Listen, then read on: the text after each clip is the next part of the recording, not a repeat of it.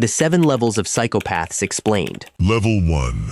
Broken. Buckle up, because level 1 is where we correct a misconception that's been rotting in the group chat for 40 years. Most of the psychopaths you grew up fearing aren't psychopaths at all. Jason Voorhees is a rage machine, wearing a hockey mask like it's a personality trait he workshopped in therapy. Part 2 tries to retcon him with mommy issues, which is the franchise itself admitting, on the record, that he's not a mind, he's a motive, with forearms and a swimming pool grudge that never quite gets resolved, no matter how many campers show up. Leatherface runs on family loyalty, not personal pathology. The man's basically a Yelp-reviewed caterer with a chainsaw and zero front-of-house skills. He's a weapon the plot points at people, not a psychology you could sit down and interview for this channel, and frankly his family should be higher up the credits than he is. Ghostface is a mask passed around like a group project nobody wants to lead, which means there's no single psyche to study, just a rotating cast of guys who found a costume at a Halloween pop-up and a personal grudge to match, and somehow they all learned the same wheezy phone voice. Freddy Krueger is a supernatural dream demon first, and a human psychopath, a very distant, jazz hands second. The guy raps in one of the sequels, and my professional honor as a critic will not survive defending that as clinically anything, no matter how many glove-based puns the writers wring out of it. Pennywise is an ancient cosmic entity that put on scary clown, the way I put on a blazer for this thumbnail. A costume, not a character trait he actually grew into over centuries of evil, and frankly, the balloon budget alone disqualifies him from anything resembling a normal psychological profile. And Michael Myers. Look, I love this man. I own a hoodie with his silhouette on it. I have named houseplants after his kill count, but Loomis's own diagnosis in the '78 film is literally not a man. The story disqualifies him from the psychopath conversation using its own mouth, which is a very embarrassing own goal for a franchise built entirely on him, and one none of the sequels ever managed to walk back convincingly. Level 2. Camp Chucky started as unsettling doll horror, genuinely upsetting stuff, a toy that shouldn't move moving, and by Bride of Chucky, he's basically a stand-up comedian with a knife, a wedding registry, and better comic timing than half of this year's Netflix specials. No notes, terrifying resume. Jigsaw's traps got so elaborate by the later Saw sequels that the entire moral test premise buckled under its own Rube Goldberg excess. My guy needs an engineering degree, a permit, and probably a subcontractor before he tests anyone's will to live. And at some point, you have to wonder about his liability insurance. Jack Torrance in the '97 TV miniseries has Steven Weber chasing Nicholson's shadow so hard he overacts straight into parody. It's less, here's Johnny, and more, here's a guy auditioning for the community theater production of Johnny. Bless him, he tried. The axe work was community theater too. Pinhead was a genuinely disturbing concept. Pain and pleasure fused into one leather nightmare with a pincushion skull, diluted across sequel after sequel into one-liner Cenobite theatrics, which is objectively corny for a demon whose entire brand proposal is suffering, not stand-up. Norman Bates in Psycho 2 and 3 takes the quiet, surgical dread of the original and curdles it into soap opera twist mechanics, like someone handed Hitchcock's original screenplay to a daytime TV writer on a caffeine deadline and a Wednesday afternoon time slot. And Samara, from the Ring sequels, the original Dreadwell imagery gets recycled so many times across so many sequels, it becomes self-referential camp. She basically crawls out of the TV and directly into a parody of herself, tape included, sequel numbering optional. Level 3.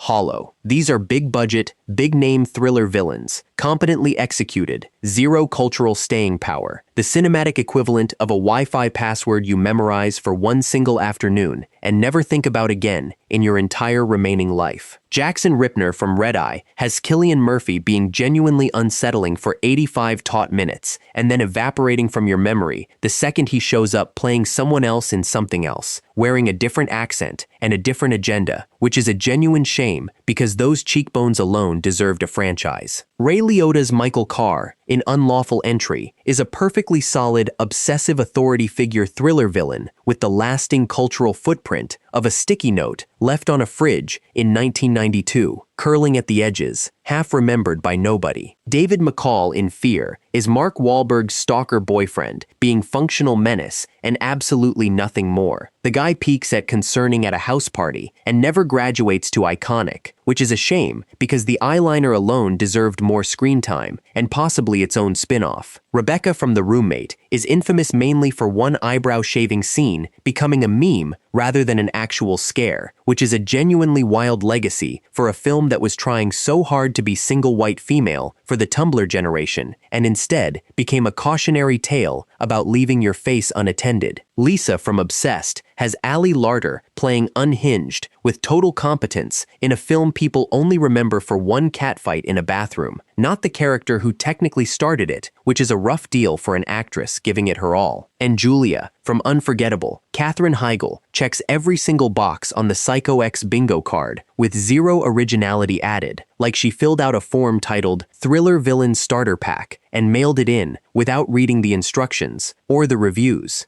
Level 4. Wounded Alex DeLarge in A Clockwork Orange gets swallowed whole by the film's stylized satire until he's a symbol of ultra-violence before he's ever allowed to just be a person with a name and a taste in Beethoven that, frankly, the rest of us should be a little jealous of. Tom Ripley in The Talented Mr. Ripley has a genuinely compelling, genuinely sympathetic motive, but the character's edge gets sanded down across adaptations and sequels until he's basically thriller genre driftwood, smooth and inoffensive, and nowhere near as sharp as the source material, which is a shame because the original novel version could cut glass. Frank Booth in Blue Velvet is terrifying, but so surreal and stylized, he reads more like a nightmare image than a grounded threat. The guy huffs a mystery gas and screams about beer and his mother. In the same breath, he's a fever dream in a leather jacket, not a case study, and I genuinely do not know what he's inhaling, and I refuse to Google it. John Doe in C7N gets under 8 minutes of actual screen time, capping a character whose final act and final line are more famous than the man delivering them ever gets the chance to be, which is a genuinely rare kind of narrative economy. Annie Wilkes in Misery is genuinely bone-deep brilliant, but she's confined to one house, one hostage, one snowed-in setting. The scale never expands. She's a 5-star psychological horror, trapped in a single-bedroom listing with famously poor plumbing. And Amy Dunn in Gone Girl is an absolute masterclass in manipulation and narrative control, undercut by an endless, exhausting debate over is she even clinically a psychopath or just a genius sociopath that the film itself refuses to resolve, on purpose, forever, which is either brave storytelling or the writer just really not wanting to commit to an answer at brunch. These are all one missing piece from Immortality, one rewrite, one extra scene, one slightly different edit, away from legend status. The next tier is that missing piece, named out loud, in public, on camera, no hiding behind vague adjectives. Level 5. Almost, this is the most painful tier to rank on the entire list. Great, fully realized psychopaths, each missing exactly one thing that would have locked in permanent, unquestioned legend status forever. Patrick Bateman in American Psycho is missing narrative certainty. 25+ years of "did any of it even happen" debate keeps him iconic but never confirmed, which is either the most brilliant ambiguity in modern horror or the world's longest-running unresolved group chat argument. And I genuinely go back and forth depending on my mood and how much coffee I've had, and today it's a lot of coffee. Alex Forrest in Fatal Attraction is missing a clean villain framing entirely because the film's own famously reshot ending muddies whether she's a psychopath or simply a tragedy the marketing department didn't know how to sell to a nervous 1987 test audience who apparently needed a bloodier bathtub. Louis Bloom in Nightcrawler is missing a wider cultural footprint, a devastating, career-best Gyllenhaal performance saddled with a genuinely niche audience, which feels like a crime against cinema and is also, somehow, thematically perfect for a film about nobody watching the right things, or the right channel, hint hint. Kevin Kachadorian, in We Need to Talk About Kevin, is missing mainstream visibility, art house acclaim instead of household recognition. The guy's basically a Criterion Collection secret handshake that only 3 people at your dinner party will get, and one of them will bring it up unprompted over dessert. Nurse Ratched in One Flew Over the Cuckoo's Nest is missing overt violence because her entire horror is bureaucratic, procedural, administrative, which honestly some scholars argue disqualifies psychopath outright and reclassifies her as something far scarier, middle management with a clipboard and a medication schedule. And Amon Goth in Schindler's List is missing fictional distance entirely, being based on a real perpetrator, which fundamentally changes how ranking him even feels to say out loud on a comedy channel. And I want to be careful and clear that this entry sits differently from everything else on this list, because the horror there is documented history, not invention, and it deserves that weight without a punchline attached. Level 6.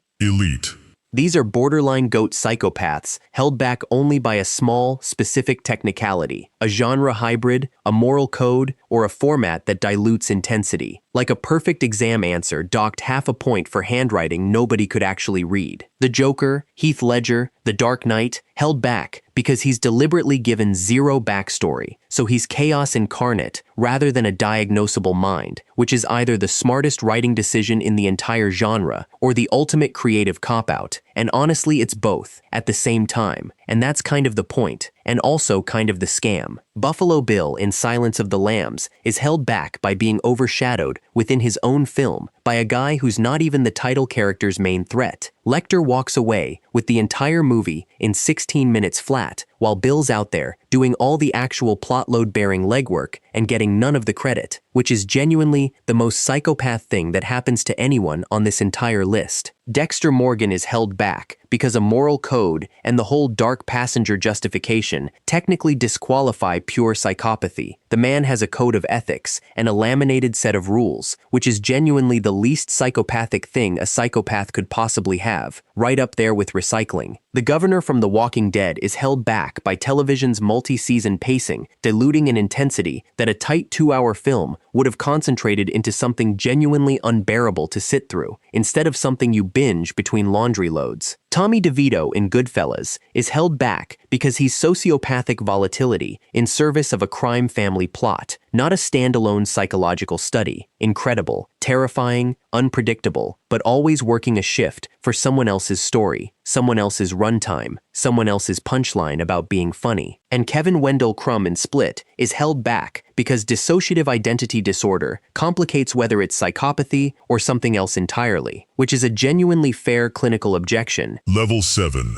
Immortal. If you've made it this far, congratulations. You now legally qualify for a film studies minor and possibly a restraining order from your local video store. These are flawless, culturally permanent, unarguable, no missing piece, no technicality, no ongoing debate. These don't just belong in the psychopath conversation. They define the entire category everyone else on this list is being measured against, whether they know it or not. Hannibal Lecter in The Silence of the Lambs is the gold standard clinical psychopath. Charm, intellect, and violence fused with zero contradiction. A man who can make eating someone's liver sound like a wine pairing recommendation at a very upscale, very deadly dinner party. And honestly, I'd still ask him for restaurant recommendations. Anton Chigurh in No Country for Old Men has a coin flip morality that's become cultural shorthand for inevitable, amoral violence. You say call it, friendo, in a bar now, and everyone within earshot just knows. No context required, no explanation needed, and someone will probably check their pockets nervously. Norman Bates in the original 1960 Psycho is the mother twist that invented the modern psychological thriller villain. Every single character on this entire list, whether they admit it or not, is doing some flavor of Norman Bates cosplay, taxidermy hobby optional. Jack Torrance in Kubrick's 1980 Shining gives us Here's Johnny, one of the single most quoted moments in the entire history of film. Full stop, no asterisk, no footnote required, and an axe through a door special effect that still holds up better than most modern CGI. Arthur Fleck in 2019's Joker is an Oscar-winning, culturally dominant reinvention that proved this 50-plus-year-old archetype still had entirely new ground left to break, which is genuinely rare for a character pushing 60 in comic book years and somehow still gets a new haircut every decade. And Villanelle in Killing Eve redefined the modern TV psychopath as glamorous, funny, and terrifying all at once, with zero critical pushback on whether the character even coheres. She's a walking, laughing, couture-wearing rebuttal to every psychopaths can't also be likable argument this list has been quietly having with itself since level 1, and frankly, she'd win a fashion segment against everyone else on this ranking combined. If you enjoyed watching me lose my entire mind carefully ranking fictional murderers for 20 straight minutes, you're absolutely going to want to check out the 7 levels of movie villains who aren't technically psychopaths. Thanks for watching.